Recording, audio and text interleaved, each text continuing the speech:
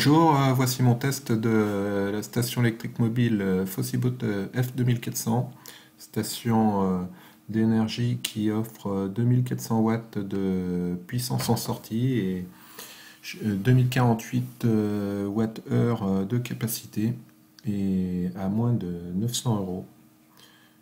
Voici le test. Le déballage, eh bien, c'est tout simple. Dans la boîte, donc uniquement la station d'énergie avec la dock sur le dessus. On la sort facilement avec ses poignées, avec ces poignées qui sont intégrées dans le boîtier et qui sont bien pratiques en fait pour sortir la station qui pèse 22 kg. Voilà. Donc la station d'énergie Fossibot F2400, station d'énergie mobile avec une puissance de 2400 watts et une capacité de 2000 watts heure. Donc un gros bloc de 22 kg avec des poignées là pour le porter, mais c'est pas... C'est assez lourd quand même. Donc qu'est-ce qu'on peut voir là sur cette centrale? Donc sur le dessus, il y a un emplacement de rangement pour les câbles, c'est pratique. Avec le câble de charge si on veut la charger sur le secteur. Le câble de charge pour la charger sur prise allume-cigare. Et le câble sur lequel on pourra brancher les panneaux solaires si on veut le charger, si on veut charger la station depuis les panneaux solaires. Donc sinon, concernant cette station, qu'est-ce qu'on voit? Alors sur les côtés, donc là sur les côtés, alors de chaque côté là il y a des petits des caches qu'il faut relever quand on l'utilise. En fait il y a des ventilateurs. Au-dessous là, de ce côté-là, il y a les entrées. Donc il y a l'entrée secteur et l'entrée par laquelle on pourra brancher soit la prise allume-cigare, soit la prise d'entrée par les panneaux solaires. Là, il y a un petit bouton de sécurité en fait sur l'entrée. Voilà. De l'autre côté, donc pareil, le cache ventilateur. Là, les trois sorties 220 volts, enfin 220-230 en 50 ou 60 Hz. Donc ça le 220-240 plutôt, ça se règle avec ce petit bouton. D'ailleurs ce petit bouton qui est juste au dessus, c'est lui qui sert à activer la sortie par ces prises là. Donc sinon sur l'avant,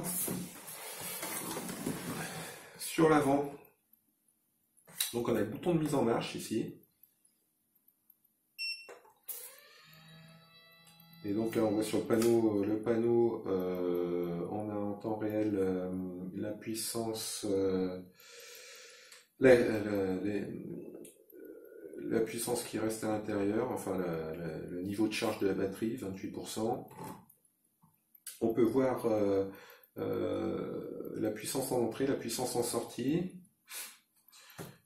Sur les côtés on a des sorties là, type C.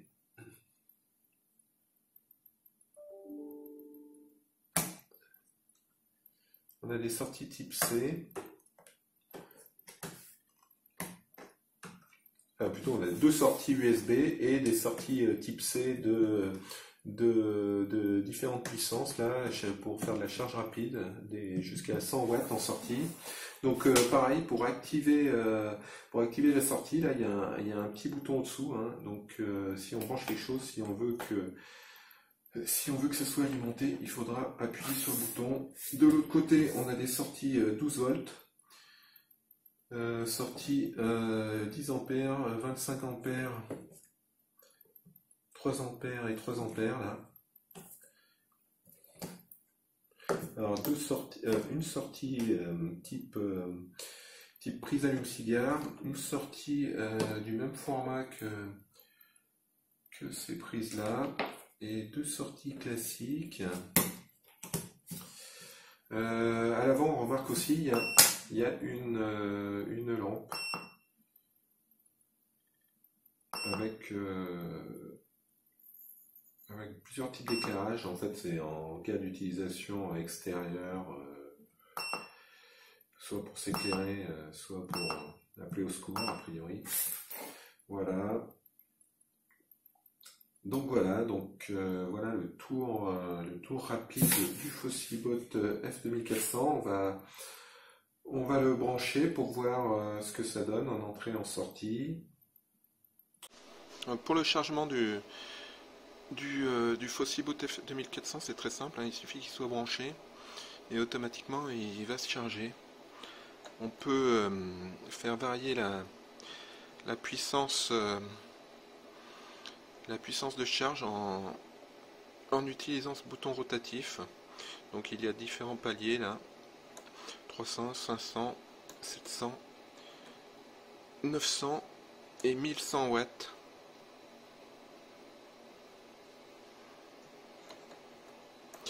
Donc il est conseillé de faire charger à une basse puissance pour que la batterie dure plus longtemps. Donc dès qu'il est branché, il charge, et en fait on peut pas l'arrêter, hein. Forcément il charge.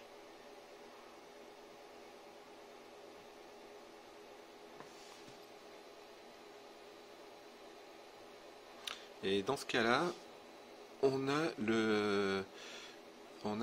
la durée de chargement qui est indiquée sur l'écran. Donc en chargement sur une prise allume-cigare, on peut voir que il y a 100 watts en entrée, hein, donc à ce rythme-là, il faudrait 20 heures pour charger sur une prise allume-cigare. Pour le charger complètement en tout cas.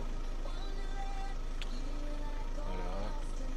Donc j'ai fait plusieurs tests d'alimentation d'appareils, là par exemple avec un vélo et une trottinette que j'ai mis en charge.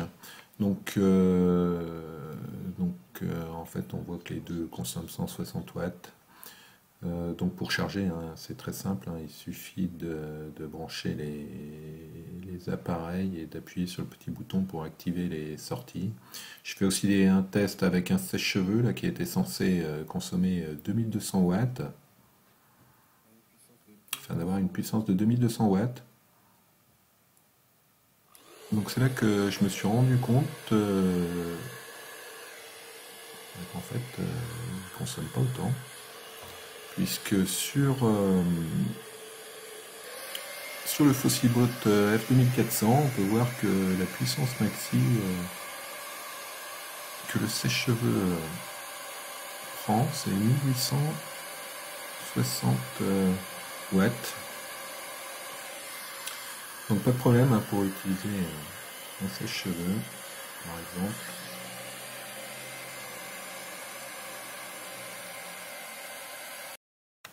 Après, j'ai pensé à tester avec une machine à café, là, une Tassimo, car finalement, on peut se dire qu'une centrale d'énergie électrique, ça peut être sympa lors d'un pique-nique, hein, pour alimenter, par exemple, des cafetières, hein, entre autres appareils électroménagers. Donc là, on peut voir que la machine à café, elle utilise un bref instant jusqu'à 1400 watts. Donc on peut faire pas mal de café avec. Hein.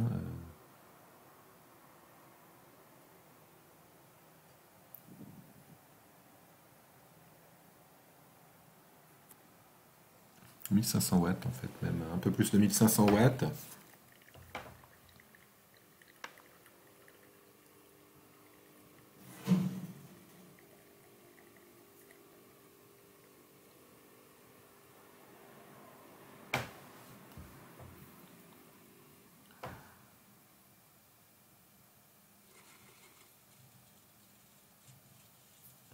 fait, la consommation là, de la machine, ça varie suivant les phases. Et donc, pas de souci. Ça fonctionne bien et on pourra donc utiliser plusieurs fois hein, si on le désire. Parce que finalement, ça consomme pas trop sur...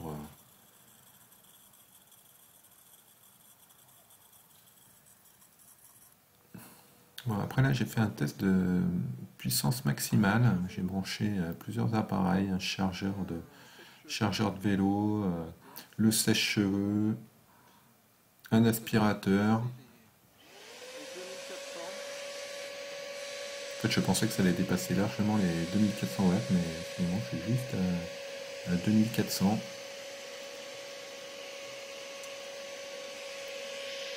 Donc ça fonctionne sans souci.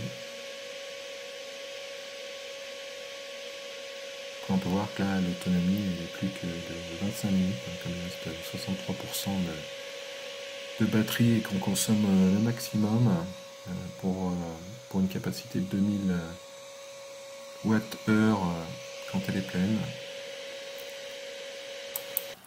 Donc l'appareil il possède aussi une fonction lampe, donc avec le bouton sur lequel on appuie devant, là. Donc avec trois types d'éclairage, un éclairage fixe et deux types d'éclairage clignotant. Donc on imagine que les éclairages clignotants c'est pour appeler les secours ou pour se signaler en tout cas en extérieur. Après l'éclairage fixe il peut servir à éclairer un peu devant et aussi simplement pour aussi voir les prises hein, sur lesquelles on branche les appareils sur la centrale d'énergie. Voilà donc une fonction toujours intéressante.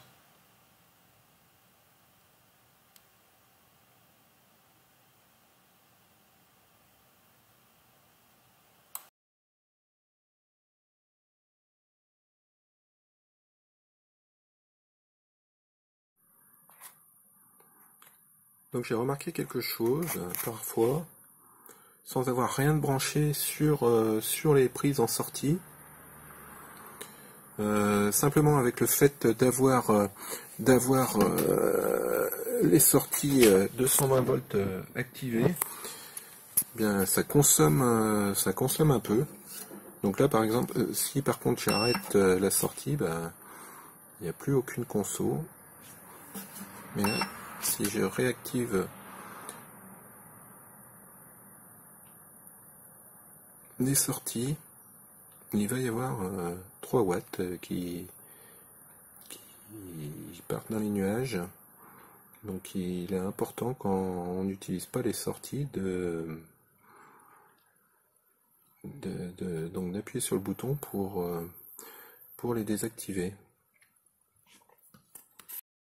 Donc le bilan pour cette station d'énergie Fossibot F2400, donc un appareil qui peut être bien pratique seul pour une sortie à la journée, pour des pique-niques, pour faire l'éclairage ou alimenter des appareils comme une machine à café ou autre.